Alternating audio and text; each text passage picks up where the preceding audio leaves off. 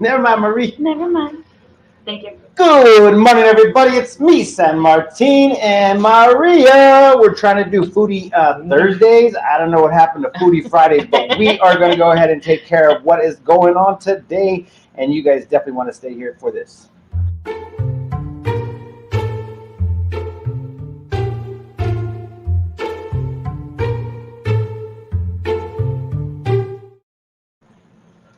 Okay, guys, we are here, and this is not one of those really big hidden gems, but if you guys do not know where this place is, it's a beautiful spot for you to come by and check it out. And I'm telling you this much, Maria has picked the freaking awesome people to be recipients of what we were giving away at the beginning of the year.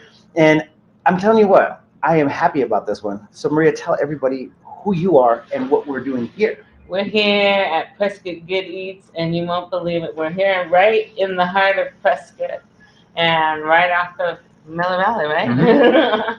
And tell us where we are. Where are we?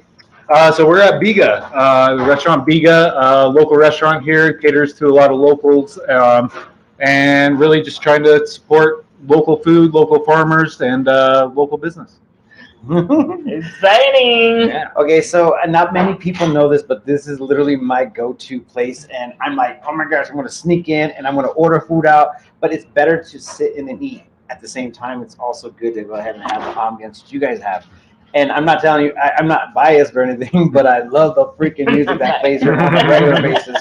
And also the people that work here, they're like family. I mean, everything about this place is like kind of like close knit. Yeah. Everybody's doing something for each other, but at the same time, they really do bring me in. I was like, hey, Martin, how you doing? So, anyways, tell everybody a little bit about yourselves and why you're doing what you do. Yeah, totally.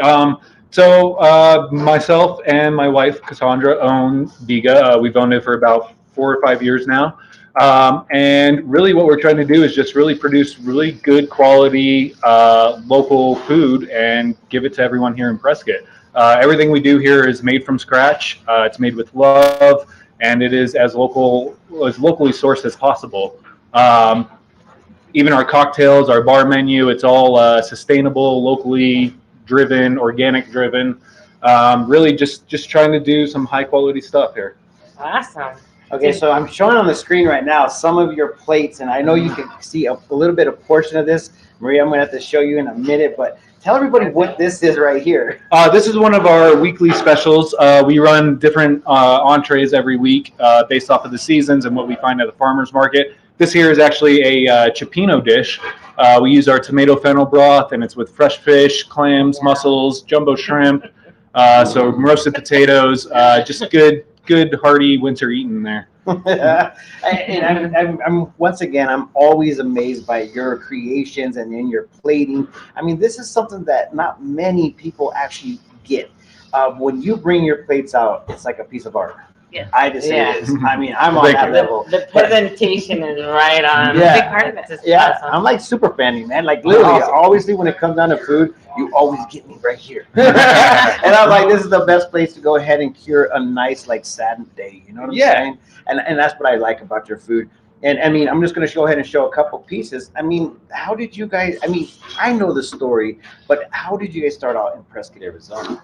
Well, so we both got brought to Prescott for different reasons. I got called on from a buddy of mine to open up Capitol Canyon Club, and this was maybe 6-7 years ago. It was closed down for a few years, and they were under new ownership and needed a chef to come out and do it. And I had some connections there, and luckily it brought me out of San Diego and back to Arizona where I belong. And I got to open that. That's where I met my beautiful wife, Cassandra.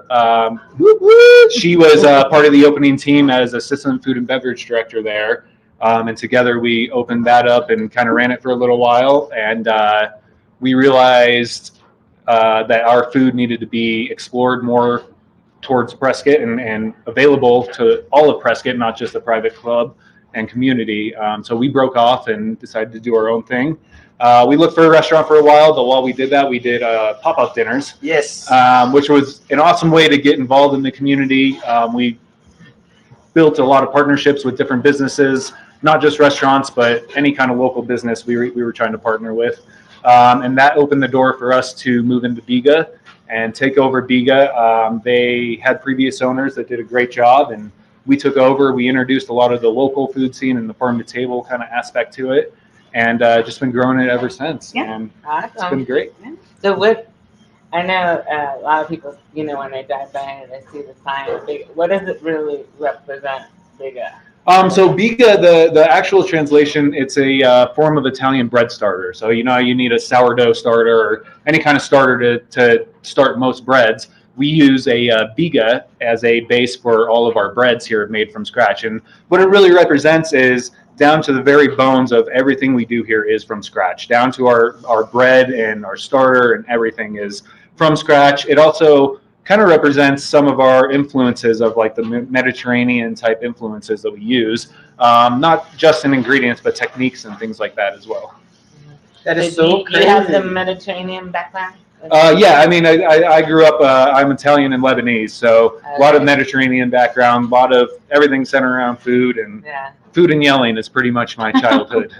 I'm Armenian, so I have that background. Yeah, totally. Everybody's like, I cope with yelling and eating. I'm good at this one. What are you doing today? Okay, so tell everybody kind of what's happening for the Valentine's. I know we discussed a little bit of it before, and it's a big weekend right now. Oh, yeah. So what are you looking forward to? What days are open? What days aren't open? And what should everybody expect? So our normal business hours are Tuesday through Saturday. So we will be open Friday and Saturday this week for if you want to celebrate a little early. We totally understand that.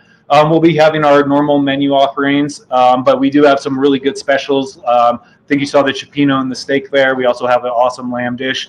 And then for Valentine's Day itself, on Monday, we're doing a prefix dinner with reservations only. Unfortunately, fortunately for us, we are sold out for that event. But it does open the door for other events. So any kind of big holidays and special events, look for us to join. We go all out. It's a way for us to really show off our creativity, our high-end stuff, wine pairings, 6-7 courses, the whole works. Wow, sounds like an awesome event. Yeah, they're really cool, and we do them for all. We do New Year's Eve, we do Thanksgiving, we do a bunch of different events. How do they find out about these events? Facebook is the biggest way. Definitely Facebook. We post everything on social media, Facebook, Instagram. Come on in. Yeah. We have special boards up all the time that are changing with different information and that kind of thing. Come in for lunch and ask your server what's going on next month. Okay, so everybody, this morning, Eric was like, what is food from fork? And I'm like, farm to fork. He's like, oh, I thought you said something different. But needless to say, let's tell a little bit about it. I see that you're wearing a Whipstone Farm. That's kind of a local spot here in Prescott. And you guys do a little bit of shopping here at the local market? A lot of shopping, yep. Okay, Every Saturday. Tell everybody how that kind of works out for you. Do you have to create something, or you're just fixated on the menu, or? So it does involve a lot of creativity. We really try to support the local farms and local produce and food as much as possible, even the ranches and the beef that's around here in Prescott. So to me, farm to table or farm to fork means you're out there knowing where a lot of your food came from. You're out there working with farms. You're seasonal. So your menu's constantly changing based on what's growing in your area, not just specific to Arizona or the West Coast, but to Prescott itself and the surrounding areas around Prescott. So to me, farm to table, it's knowing where your food comes from, working with the farmer to build your menu around what they can grow, not just having a concept of I want this, this, and this. Well, what are you guys growing and what works for that farm and what can I incorporate into my menu? And then just building a community and a good relationship around that. For us, we go, it really is. And so we go to the market every Saturday.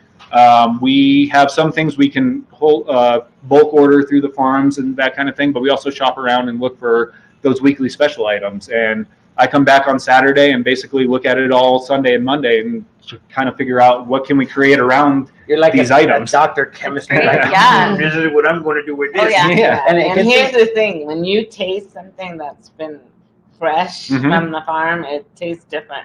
It really does. So much better. I can't tell you how many cooks come in here and say, oh my gosh, your produce lasts so long. Like, why is that? I'm like, well, it was picked yesterday and we picked it up today. That's why. It's literally right out of the ground. Or I've had cooks cut green onions that just like are running with like juice and stuff, and they're like, something's wrong with this, and I'm like, no, that's a fresh green onion. That's a fresh scallop. What you're usually getting is like 3 weeks old. This is the good stuff. Yeah. That food has ruined me in a good way. Now Yes. we just can't just have basic food anymore. I am definitely on that trip. I mean, there's no doubt about it. There is a difference between A restaurant to B restaurants, and it's just like you understand the concepts, and that's what I like to go ahead and expose right here on the Foodie Networks. And obviously, we're on Prescott Good Eats, so don't remind yourselves to follow this page on a regular basis, because there's a lot of posting going on here with crazy recipes and crazy restaurants and plates after plates, and I'm just like, more plates, please. So, okay, one more question. How do you guys create the drinks here? Because I'm telling you what, I'm a big fan of the drinks. It's just a lot of trial and error. Our job is really hard, I've got to try stuff. But we do try to incorporate a lot of local stuff as much as we can too. Whether it's the garnishes or the mixers that we use. We use like Iconic Cocktails, a big one for us down in Phoenix. We use that kind of thing to get a lot of those good seasonal flavors, because they're about that too. And really, it's just trial and error and sticking with the seasons. That's really big for us. So it's been a fun collaboration between me, Cassie, and then our restaurant manager Marie, who does a lot of the cocktails too. We'll get together and I'll be like, Marie. She's like, well, what are you planning on using on your menu so that we can incorporate those ingredients into cocktails, or what are you planning on using in cocktails? And I'll try to use that in some of my menu too. So it's a good collaboration between front and back of the house. Awesome. I love to hear that. It's like the creative juices are flowing. Oh yeah. No pun intended. I love it. Okay, so the best part about us right here at the Foodie Thursdays, and we like to go ahead and show the food. We're actually going to go ahead and try to get in here right when they open. Tell the hours that you guys are open. 11 to 8, 9 on the weekends. Yes, and this is live right now, so you guys get down here.